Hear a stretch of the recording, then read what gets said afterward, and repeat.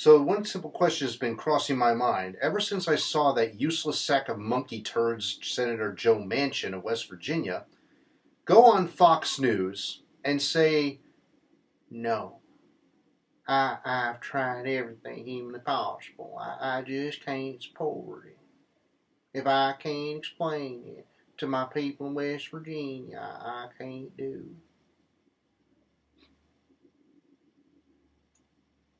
Blow it up your ass, Manchin. You're full of shit. We all know it. The squad's not afraid to point it out. Only the mainstream media and the mainstream politicians worship at your altar like the Republicans worship at the altar of Donald Trump. And I have a question here, This is something that I haven't seen anything on yet, but has Joe Manchin surpassed Donald Trump as the most hated man in America? I wonder. It honestly would not surprise me. I mean, Donald Trump has what? At least 30 or 40% of the country hook, line, and sinker. Like, they will worship at a pile of his shit.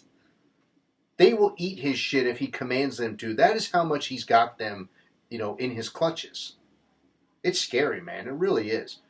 But Joe Manchin, he is giving the middle finger to the people of West Virginia on a consistent basis. Every time there's a bill up that would help them, he votes against it. Why? Because it would take money out of his own pocket. And the squad, AOC, Jamal Bowman, Cori Bush, Rashida Tlaib, Ilhan Omar, Ayanna Pressley, all voted against the infrastructure bill. Meanwhile, Joe Manchin, of course, voted for it because his corporate donors want it more than they want a blowjob. So there you go. They love money more than they love Nuki. Shows you the state of their minds, right? But I really don't think the people of West Virginia honestly understand how bad Joe Manchin really is. I mean, his approval rating is terrible. The last number I saw had him at around 33%, and that's really bad. But do these voters actually understand, like genuinely understand, how terrible and how detrimental to their well-being this man really is? Now, West Virginians, man, they deserve a hell of a lot better than this. A lot better. They support the Build Back Better plan. In fact, if I had my way personally, I would have pushed through the $10 trillion plan and said, screw what the billionaires want, screw what the corporations want. It's the people that matter. And this guy, Joe Manchin, is only worried about lining his own pockets. He doesn't give a damn about the people of West Virginia. He could care less if they came crawling to him starving and filthy and wearing rags. He still wouldn't help them. I mean, already, I think twice now, his constituents have surrounded his yacht. What's he going to do when those constituents surround his yacht, not just with their own boats, but with torches, ready to light his yacht ablaze? What's he going to do then? Is he going to say, ooh, I wish I had voted for that bill so my constituents would have had better lives right now? No, he won't. He won't. He'll just do what every rich person does. How dare you, sir? Or, please help. But guess what? Too little, too late at that point. You had your chance to do right by West Virginians. You chose not to do it because you were greedy, you were selfish, you were opportunistic, you're a fucking narcissist. You only care about yourself and your pocketbook. You have no business in politics, Manchin. And I hear this guy has ambitions to be West Virginia's next governor.